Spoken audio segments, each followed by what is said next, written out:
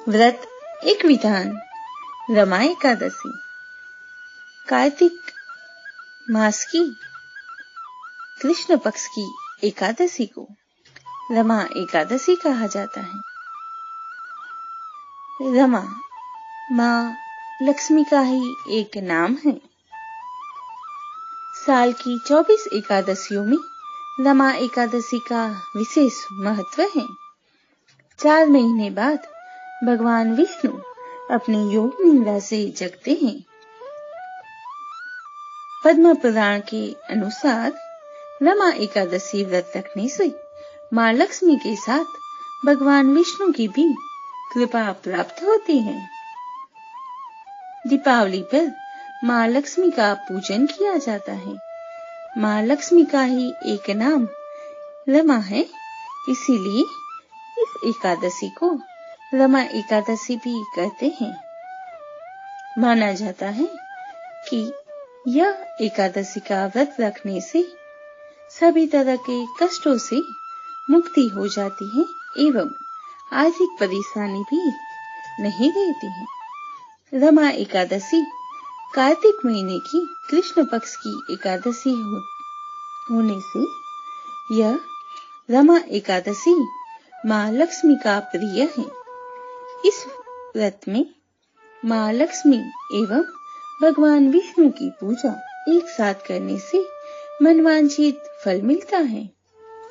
इस दिन माता लक्ष्मी को तुलसी के पत्ते जरूर चढ़ाने चाहिए, यह शुभ माना जाता है। और उसके बाद व्रत की पूरी कथा पढ़नी चाहिए एवं श्रवण करनी चाहिए। रमा एकादशी का व्रत बहुत ही महत्वपूर्ण है। भगवान कृष्ण ने अर्जुन से कहा था कि जो लोग रमा एकादशी का महात्म्य सुनते हैं वे अंत में विष्णु लोक को प्राप्त होते हैं। रमा एकादशी के दिन ब्रह्म मुहूर्त में उठकर स्नान आदि करके व्रत का संकल्प लिया जाता है। इसके बाद भगवान विष्णु की आराधना करके उनको धूप दीप एवं फल फूल भोग अर्पित किए जाते हैं। माना जाता है कि रमा एकादशी के दिन भगवान विष्णु को तुलसी जरूर अर्पण करनी चाहिए। ऐसे तो एकादशी को तुलसी के पत्ते नहीं तोड़े जाते। एकादशी के दिन भगवान विष्णु को पीले वस्त्र एवं फूलों के श्रृंगार करनी चाहिए। एकादशी का व्रत का पारण द्वादशी की तिथि पर करना चाहिए। मान्यता है कि माँ लक्ष्मी के नाम रमा से रमा एकादशी और भगवान विष्णु के प्रिय माँ लक्ष्मी इन दोनों की साथ में आज के दिन पूजा करना बहुत ही उत्तम है। ऐसा करने से विष्णु एवं लक्ष्मी जी की कृपा प्राप्त होती है। एकादशी का व्रत नियमों के पालन करने के साथ करना चाहिए, यानी पहले दिन दशमी के दिन से ही एकादशी का व्रत शुरू होता है। रमा एकादशी के दिन स्नान आदि से निवृत्त होके व्रत संकल्प करके भगवान विष्णु की पूजा करके विष्णु का धूप पंचामृत तुलसी पत्र दीप नैवेद्य फूल फल आदि से पूजा करके रमा एकादशी व्रत वाली रात को भगवान का भजन कीर्तन एवं जागरण करना चाहिए एवं द्वादशी के दिन भगवान का पूजन करके ब्राह्मण को भोजन करवा के और दान करना चाहिए। दान में कपड़े जूते छाता आदि का विशेष विधान बताया गया। अंत में ब्राह्मण को भोजन ग्रहण करके व्रत खोलना चाहिए। रमा एकादशी का व्रत बहुत ही महत्वपूर्ण है। पद्म पुराण के अनुसार रमा एकादशी व्रत कामधेनु एवं चिंतामणि के समान ही फल देता है। इसे करने से व्रती के अपने सभी पापों का नाश करते हुए भगवान विष्णु का धाम प्राप्त होता है। मृत्यु के बाद उसे मोक्ष की प्राप्ति होती है। इसके अलावा रमा एकादशी व्रत के प्रभाव से धन धान्य की कमी दूर हो जाती है। रमा एकादशी की व्रत कथा भी जरूर सुननी चाहिए। कार्तिक कृष्ण एकादशी रमा एकादशी की कथा है। धर्मराज युधिष्ठिर कहने लगे कि हे भगवान, कार्तिक कृष्ण एकादशी का क्या नाम है, इसकी विधि क्या है, इसके करने से क्या फल मिलता है, सो आप विस्तार पूर्वक बताइए। भगवान श्री कृष्ण बोले कि कार्तिक कृष्ण पक्ष की एकादशी का नाम रमा है। यह बड़े बड़े पापों का नाश करने वाली है। इसका महात्म्य मैं तुमसे कहता हूँ, ध्यान पूर्वक सुनो। हे राजन, प्राचीन काल में मुचकुंद नाम का एक राजा था। इसकी इंद्र के साथ मित्रता थी और साथ ही यम, कुबेर, वरुण और विभीषण भी उसके मित्र थे। यह राजा बड़ा धर्मात्मा, विष्णु भक्त और न्याय के साथ राज करता था। उस राजा की एक कन्या थी जिसका नाम चंद्रभागा था। उस कन्या का विवाह चंद्रसेन के पुत्र शोभन के साथ हुआ था। एक समय वह शोभन ससुराल आया। उन्हीं दिनों जल्दी ही पुण्यदायिनी एकादशी रमा भी आने वाली थी। जब व्रत का दिन समीप आ गया तो चंद्रभागा के मन में अत्यंत सोच उत्पन्न हुआ कि मेरे पति अत्यंत दुर्बल हैं और मेरे पिता की आज्ञा अति कठोर है। दसवीं को राजा ने ढोल बजवाकर सारे राज्य में यह घोषणा करवा दी कि एकादशी को भोजन नहीं करना चाहिए। ढोल की घोषणा सुनते ही शोभन को अत्यंत चिंता हुई और अपनी पत्नी से कहा कि हे प्रिय, अब क्या करना चाहिए? मैं किस प्रकार भी भूख सहन नहीं कर सकूंगा। ऐसा उपाय बतलाओ कि जिससे मेरे प्राण बच सके, अन्यथा मेरे प्राण चले जाएंगे। चंद्रभागा ने कहा कि हे स्वामी, मेरे पिता के राज में एकादशी के दिन कोई भी भोजन नहीं करता। हाथी, घोड़ा, ऊंट, बिल्ली, गौ आदि भी तृण, अन्न, जल आदि ग्रहण नहीं कर सकते। फिर मनुष्य का तो कहना ही क्या। यदि आप भोजन करना चाहते हैं तो किसी दूसरे स्थान पर चले जाइए, क्योंकि यदि आप यहीं रहना चाहते हैं तो आपको अवश्य व्रत करना पड़ेगा। ऐसा सुनकर शोभन करने लगा कि हे प्रिय, मैं अवश्य व्रत करूंगा। जो भाग्य में होगा वह देखा जाएगा। इस प्रकार से विचार कर शोभन ने व्रत रख लिया और वह भूख व प्यास से अत्यंत पीड़ित होने लगा।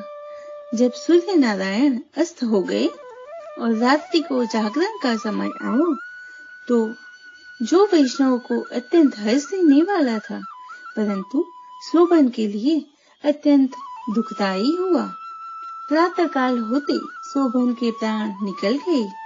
तब राजा ने सुगंधित काष्ठ से उसका दाह संस्कार करवाया, परंतु चंद्रभागा ने अपने पिता की आज्ञा से अपने शरीर को दग्ध नहीं किया और शोभन की अंत्येष्टि क्रिया के बाद अपने पिता के घर में ही रहने लगी।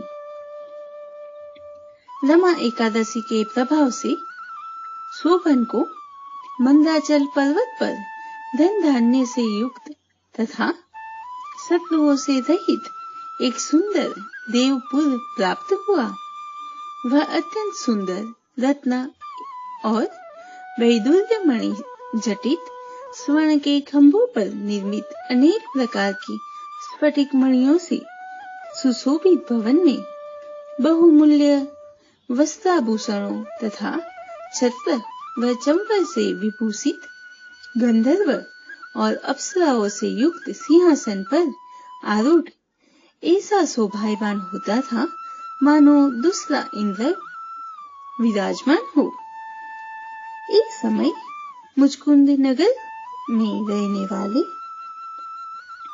एक सोम शर्मा नामक ब्राह्मण तीर्थ यात्रा करता हुआ घूमता घूमता उधर जा निकला और उसने शोभन को पहचान कर कि यह तो राजा का जवाई शोभन है, उसके निकट गया। शोभन भी उसे पहचान कर अपने आसन से उठकर उसके पास आया और प्रणाम आदि करके कुशल प्रश्न किया। ब्राह्मण ने कहा कि राजा मुचकुंद और आपकी पत्नी कुशल से हैं। नगर में भी सब प्रकार से कुशल हैं, परंतु हे राजन, हमें आश्चर्य हो रहा है। आप अपना वृतांत कहिए कि ऐसा सुंदर नगर जो न कभी देखा न सुना, आपको कैसे प्राप्त हुआ। तब शोभन बोला कि कार्तिक कृष्ण की रमा एकादशी का व्रत करने से मुझे यह नगर प्राप्त हुआ, परंतु यह अस्थिर है। यह स्थिर हो जाए ऐसा उपाय कीजिए।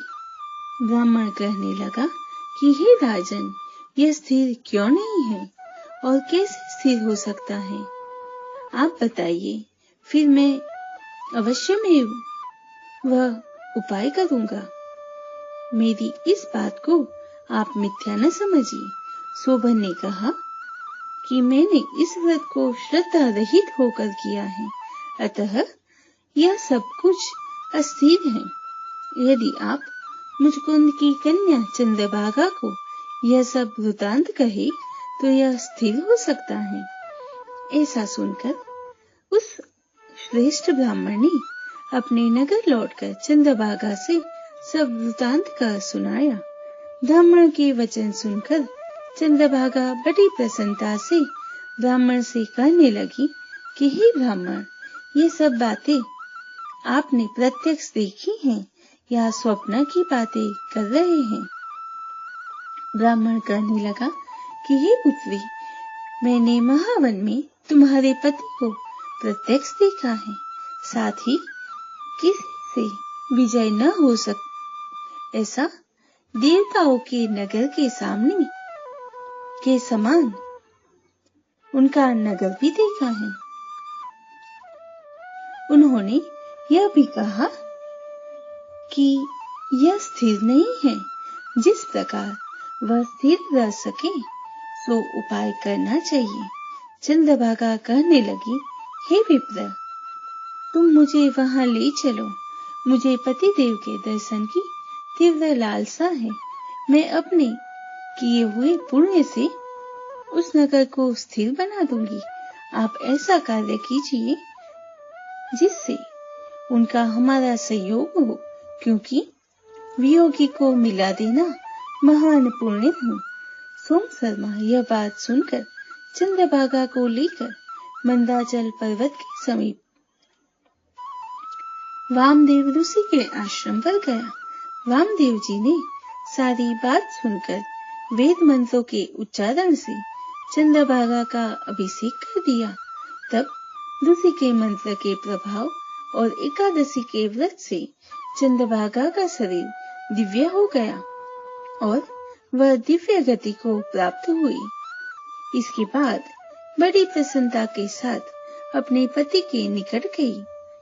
अपनी प्रिय पत्नी को आते देखकर शोभन अति प्रसन्न हुआ और उसे बुलाकर अपनी बाईं तरफ बिठा लिया। चंद्रभागा करने लगी कि हे प्राणनाथ, आप मेरे पुण्य को ग्रहण कीजिए। अपने पिता के घर जब मैं 8 वर्ष की थी, तब से विधि पूर्वक एकादशी के व्रत को श्रद्धा पूर्वक करती आ रही हूँ। इस पुण्य के प्रताप से आपका यह नगर स्थिर हो जाएगा तथा समस्त कर्मों से युक्त होकर प्रलय के अंत तक रहेगा। इस प्रकार चंद्रभागा ने दिव्य आभूषणों और वस्त्रों से सुसज्जित होकर अपने पति के साथ आनंद पूर्वक रहने लगी। हे राजन, यह मैंने रमा एकादशी का महात्म्य कहा है। जो मनुष्य इस व्रत को करते हैं, उनके धर्म इत्यादि समस्त पाप नष्ट हो जाते हैं। कृष्ण पक्ष और शुक्ल पक्ष दोनों की एकादशियां समान हैं। इनमें कोई भेदभाव नहीं है। दोनों समान फल देती हैं। जो मनुष्य इस महात्म्य को पढ़ते अथवा सुनते हैं, वे समस्त पापों से छूटकर विष्णु लोक को प्राप्त होते हैं। इति शुभम। रमा एकादशी की खूब खूब मंगल बधाई।